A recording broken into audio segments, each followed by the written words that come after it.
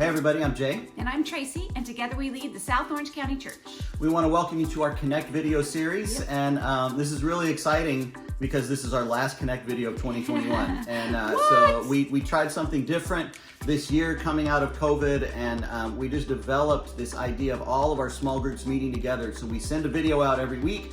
Everybody watches it and then they get together and they talk about it. And so we've been doing that all year. This is going to be our last one this year because starting next week on November the 28th, we're going to be meeting together at our church building in Irvine, and we're going to be celebrating the coming of Jesus, celebrating the birth of Jesus by celebrating Advent. So we're excited about that. Absolutely. So hopefully if somebody sent you this video and you want to join them for their small group this week, you absolutely can do that because we've got small groups meeting all over South Orange County this weekend. Yep. But we would love to have you join us next week on the 28th. Right, 4:30 p.m. next Sunday, November the 28th at our building in Irvine. It's going to be awesome. Yeah. But today, we've got some really cool things to talk about that we believe will help set us up to go into Advent really well. So grab a cup of coffee in your journal and let's get started.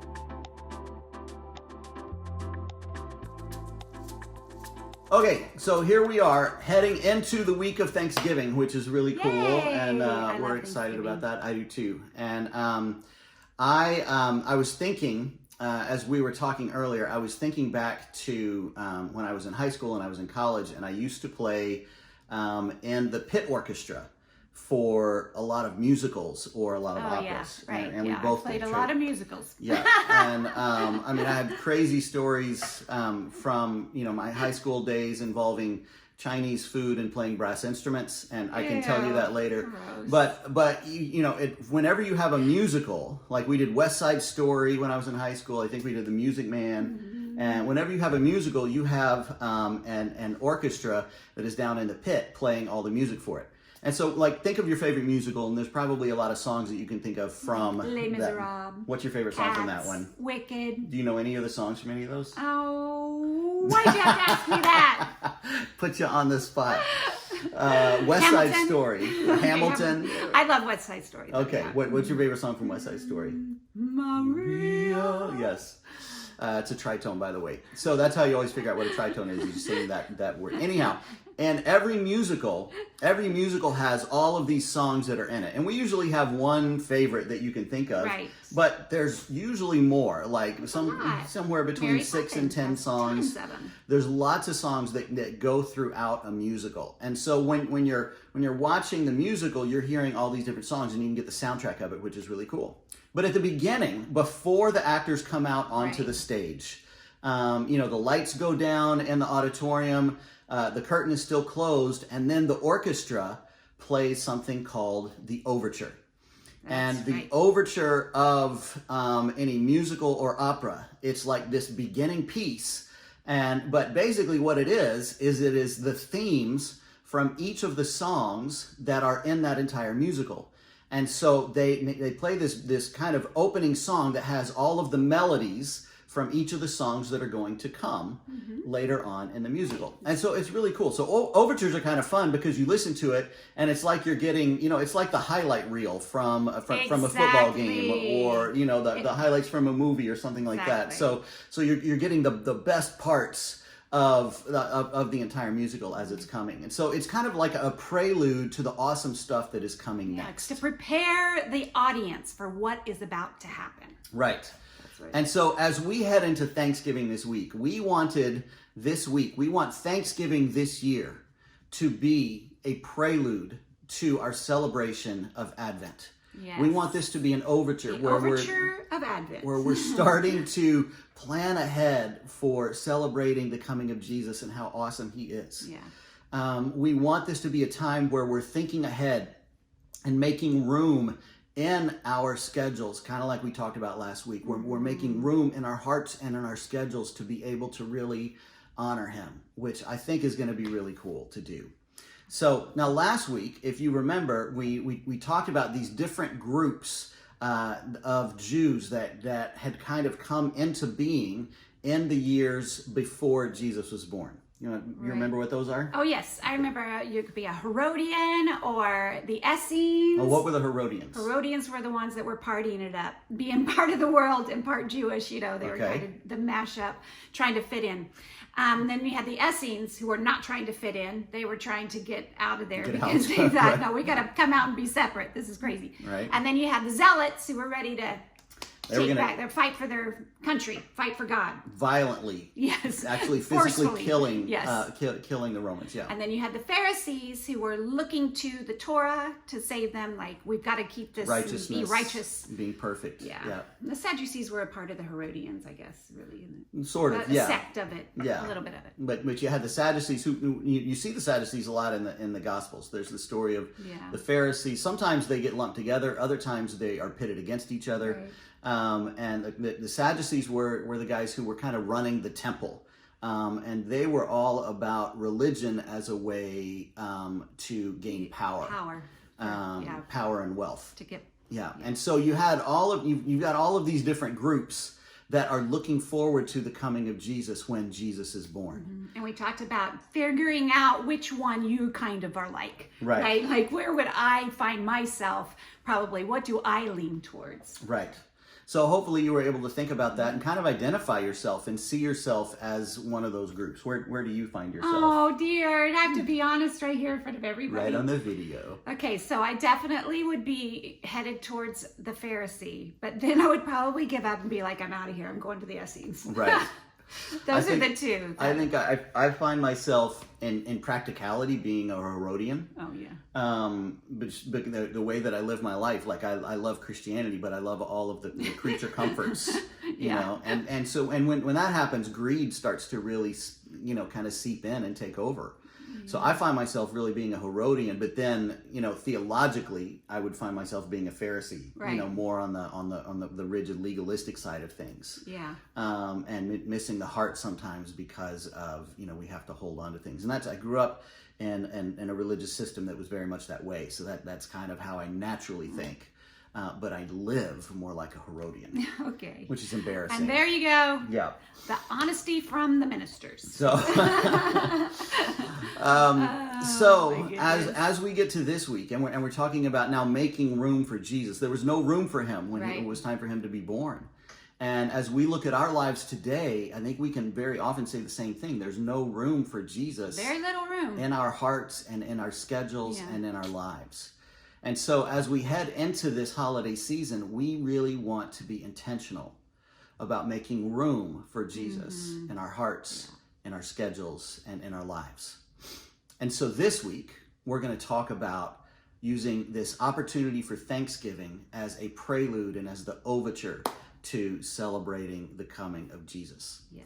So Thanksgiving is, it's such an interesting time, and of course, there's all of the, we have different thoughts and feelings about the holiday itself and where it came from and all those kind of things. But if you can pull up out of all of that and go, okay, let me just set that aside, and just take this idea of setting aside a time for a day of giving thanks. Right.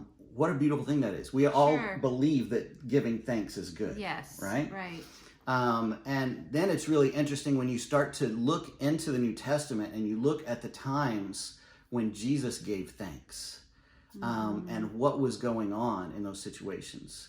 A few weeks ago we talked about the feeding of the 5,000 and then the feeding of the 4,000. In both of those situations, Jesus was like, okay, what food do we have? We got a few fish, got a few loaves of bread. And then he stopped and he gave thanks. And then the miracle happened. Yeah. So the Thanksgiving preceded the miracle. Right. And all of you who are doing the 1,000 gifts right now are probably really well versed in this concept of Thanksgiving always preceding the miracle. Of course, the biggest miracle, Jesus giving himself. Here he is in the middle of, he's in the middle of the last, what we call the Last Supper. It was Passover. And he breaks the bread. He gives thanks, knowing what is coming, the hardships that are coming, but because he also knows the miracle that is going to come from that. And that brings the Right. biggest miracle, ever. Right. Thanksgiving always precedes the miracle. So as you look at your life this week or at this phase that we're in, this stage of life that you're in right now, there are miracles I know that many of us are praying for. There are things that are going on in our life. Some of us are having family issues that are really challenging. Some people are having career disappointments and things aren't working out the way that you wanted, or financial struggles, problems with your kids, and we're praying for those miracles. But I think this idea of giving thanks that precedes the miracle is so profound, because it reminds us to come back to this idea of thanksgiving. And it's a beautiful thought to be able to go into, your prayer time. I'm gonna start with thanksgiving. Even when you think about Paul in Philippians chapter 4, when he's talking about anxiety, how do you deal with anxiety? Don't be anxious about anything, but through prayer and petition with thanksgiving, present your request to God, right? So everything comes back to start, even when you're feeling anxious, go to thanksgiving, go to giving gratitude, finding things to be grateful for. I have one that just came to mind, because I know that this year there's going to be quite a few of us who have some grief this season, because throughout the past couple of years we've lost people that mean something to us, that they're the dearest people to us. And so this will be our first Thanksgiving, or our first Christmas without them. But it reminds me of when Jesus came and was raising Lazarus. I think it talks about how he gave thanks to God for this opportunity, and then he raises Lazarus from the dead. And I think that that's the thing, that Thanksgiving is going to be what helps us to resurrect our souls, to deal with that grief, to go through that time, and come out victorious. Right. This season can be really challenging. Yeah. The holidays can be really difficult, because either it brings up a longing for something that you wish was different, or it reminds you of pain from the past, or sometimes it's just the challenge of being with some of your family exactly in the same house, for a day, and then things come up, and then there's stress. And a few years ago, there was down the street from our house, where we used to live up in the valley, there was a marijuana dispensary that opened up, and so we would drive by it every day, and you see it there, and there it is. And but it was never like there was any activity there. It was just there. And then we were driving the day after Thanksgiving. We got in our car and we were going somewhere, and we drove by this dispensary, and there was a line out the door and down the street. Yeah. And it just broke our hearts, because it was this idea that the day after Thanksgiving, I really need to get high. I need to get high. Yeah, I need to check out, take it anymore, because honestly. Dealing with my family is too much. You could just feel that sense of I can't deal with this. Yeah. And that's what can definitely be produced in a time like this, is there's feelings that are unresolved, there's hurts that are there, there's grief that we're trying to figure out how to deal with. And so as we get there, how do you deal with that? And what do you do with this idea of Thanksgiving? If we look in, even in Romans chapter 1, Paul is talking about kind of what happens in our minds, and he goes all the way back to this idea of giving thanks to God. And I wanted us to look at this passage today. In verse 21, it says, yes, they knew God, but they wouldn't worship him as God or even give him thanks. And so even if we stop right there, this is where we can so often get off. When you're traveling down the path and you shift it by just a degree, it doesn't seem like much right then in that moment, but further on down the line, then you're way off track. Exactly. It just starts with that discontent, just a little discontent. I know God, but what's he done for me lately? Right. Right. And just that, but why can't I, whatever it is, it's just a teeny shift. And so many of us can be there. We know God, so let's say you've been a Christian for 15 years, 20 years. God is good. You're grateful that, I got baptized, that was good, now I've got this life. But now with the challenges that you're facing right now, sometimes, even though you know God, you don't give thanks to God for what you're going through. Yeah. It doesn't pull you into that space of gratitude. And that's when we can get off. It's not just people who are not followers of Jesus that don't give thanks. Many of us who are followers of Jesus forget to start with this place of gratitude. Yeah. Then it goes on. It says they began to think up foolish ideas of what God was like. And that's what happens when you stop giving thanks. Then you start to believe the lies, like God, well, maybe God isn't really good. Maybe God doesn't really care for me. And maybe God isn't going to work this out for me. Romans 8:28 says all things work together for good for those who love him, but maybe I'm not in that group. And we have these foolish ideas of what God is like. But it starts with our lack of giving thanks to God. Then it says, as a result, their minds became dark and confused. Yeah. And this is totally what happens with us. We go dark. It does. Things just get dark. Yeah, it starts with discontent. You just a little bit, you stop giving thanks. You're not that grateful. Next thing you know, you're getting depressed. You're going into the darkness. It's hard. And then you start getting confused, because things that used to be clear are not clear anymore. Right. And things that you used to think, or you're not thinking anymore. Satan is getting more of those lies in there. So yeah. So then he goes on. It says, claiming to be wise, they instead became utter fools. And instead of worshiping the glorious, ever-living God, they worshiped idols made to look like mere people and birds and animals and reptiles. So idolatry. Yeah. You don't give thanks. Your thoughts become dark and confused, and then you start to worship idols. Yeah, because you're trying to feel better. Right. That depression comes in, that darkness comes in, and all you can think is, I got to feel better. And that's when you start bowing down to food and to shop, to consumerism, or to alcohol or drugs or whatever it is. Whatever, Right. Anything can be an idol. Right. Even success or working hard, that can all be an idol too. Right. But we're looking to, it's what makes it an idol is that you're looking to it to help you to feel better. Right. So we're bowing down to the wrong things. Right. And this is definitely, if we look at kind of our American culture, and I'm not down on us, I'm just trying to observe it, because I find myself right in the middle of it. Like you get to the holidays and it's Thanksgiving week, and you have a big meal on Sunday with somebody from church or your family, and then you have with your small group, you meet on Tuesday and you eat some more, and then Wednesday you're making the food, you're cooking and preparing, and then Thursday, little more food. You have a huge meal on Thursday, and then you take a nap so you can wake up and have another meal.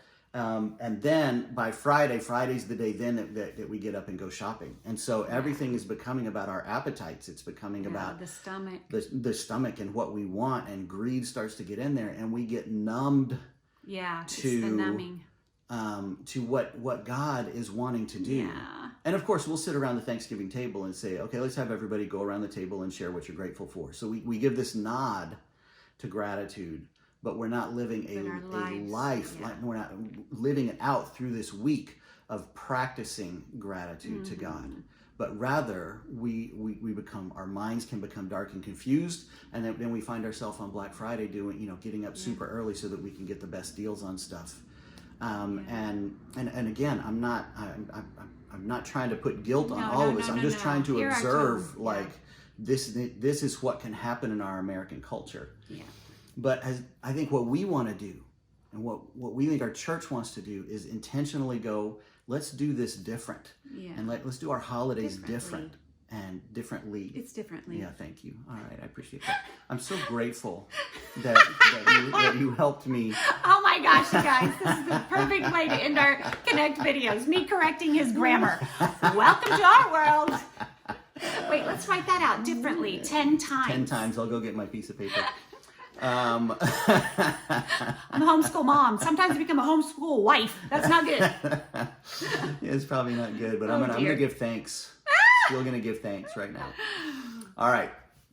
So anyhow, where were you? Where was I? Are you gonna read the next part? I was something about different. So we're gonna do it differently. We want to do live it differently. We're gonna be a part of the kingdom of light. Right. Not the kingdom of darkness. Right. So we have to fight back against that, because this is the natural progression of discontent and ingratitude. Right. It leads somewhere. It's not. It's scary in itself, but it starts to lead to the darkness, which leads to the idolatry, which after that leads to a really bad a place. lot of stuff, a lot Right. of sexual sin and there's a huge list of stuff at the end of this. Verse 24, it says, "So God abandoned them to do whatever shameful things their hearts desired. And as a result, they did vile and degrading things with each other's bodies. They traded the truth about God for a lie. And so they worshiped and served the things God created instead of the Creator himself, who is worthy of eternal praise." Amen. Amen. So yes, so it's a description of America basically right now. definitely, and that's where it takes us. But again, like we're saying, it starts with discontent. It Yes. starts with a lack of intentionally giving Exactly. thanks. And so what we want us all to do this week is intentionally give thanks. We Yeah. want you to make room in your life and in your schedule to be able to honor God and give thanks to him. Yeah, and if I could say one thing right here that has helped me about this scripture, I mean, this is definitely a scripture that I've got emblazoned in my mind, not in this particular translation, but because, we're trying to be intentional, we're trying to be proactive, and we're like, okay, so how can we add Thanksgiving into our life, so to speak? And there's little things that you can do, like, okay, so for this week, whenever I'm driving around and running errands, I'm not going to have anything else on. I'm just going to pray, and I'm going to give praise and thanks while I'm in the car. Or Right. while I'm cooking, these are things I've done in the past. I'm just going to give thanks. I'm going to be praying for all my friends. I'm going to be praying for my family. I'm going to be praying, or, just little things that you can do. But then what if you do find yourself in the middle of idolatry? Because, it gets away from you. And then all of a sudden you're like, what am I doing? Right. Like I'm already, I'm bowing down to food or, feeling like I want to go get drunk or something. Right. What do I do when I've gotten to there? What you can do is you can go, how did I get here? It's not just the addiction. It's not just the idol. It is, how did I get there? And you go, oh my gosh, I must have started being ungrateful somewhere over here. Right. So the way that you get yourself out of that is you go, oh, I'm going to give thanks. I'm going to give thanks. I'm going to give thanks. Right. Try to get yourself back to, oh, that's how I get out. Right.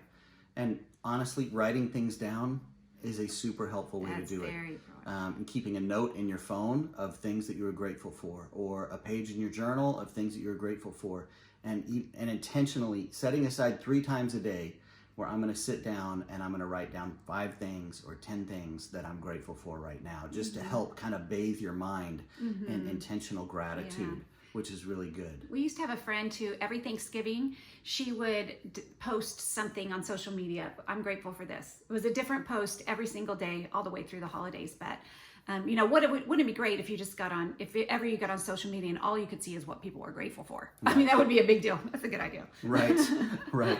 Those of us who've been taking the Making Marriage Simple class, part of one of the things that we were really trying to instill a spiritual habit was writing down things that you're grateful for your spouse and then sharing them. 3 a day, right? 3 a day, yeah. And so we didn't always do that. We're working on it. We tried, but I'm grateful for you. You've already got one from today. I know. I'm so grateful for the way that you helped me with my grammar. It's Yeah, so awesome. Yeah. So that we just want you to be practical with it. We want you to think about it, but think about it now. Here we are at the beginning of Thanksgiving week. Yes. So think about now how you want the rest of your week to go, and write it down now. Don't just think, oh yeah, I'm going to try to be grateful. No, let's think of practical ways that you can actually work out your gratitude, writing them down, sharing them with somebody else, setting aside time where you're going to sit down and intentionally focus on your gratitude for God and for all that he has done for us.